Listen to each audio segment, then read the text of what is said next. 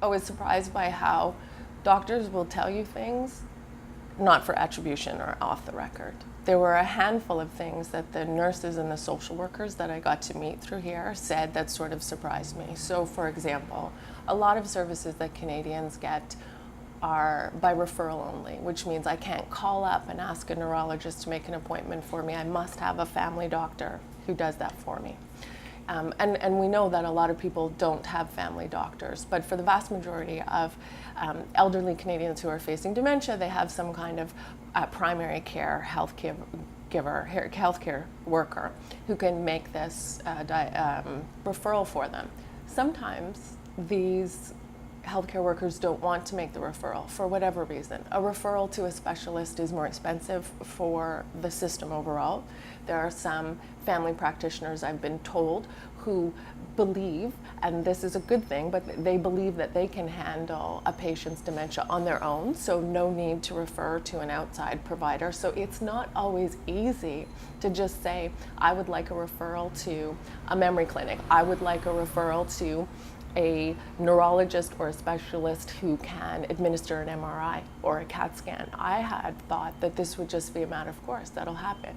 So then I find myself talking to a social worker saying, no, this isn't always the case.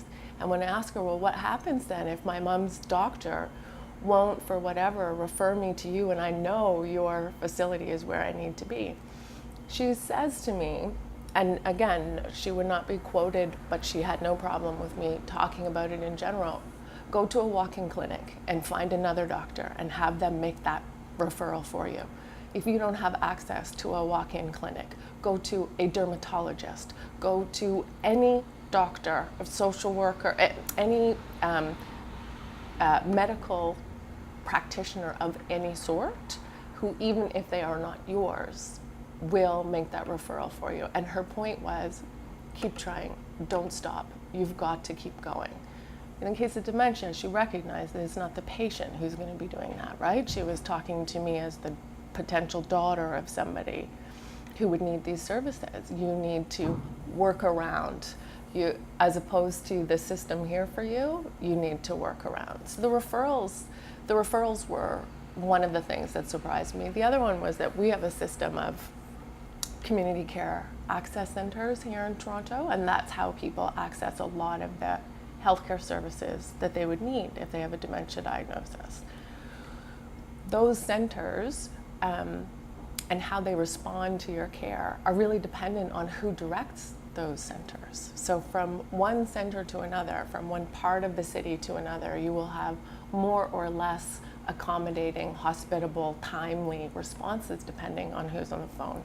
So the social worker that you access through the hospital, for example, or perhaps your family doctor's office, is key for you, because she's going to get on the phone and she's going to call those people and say, I need you to go out to Mrs. Smith's house and evaluate how much help she'll get from a personal support worker, or how much help she'll get for daycare. Well, depending on who the person on the other end of the line is, you may or may not get those services. And even the social worker sometimes says, I have to put the phone down and wait and call back and hope I get somebody else.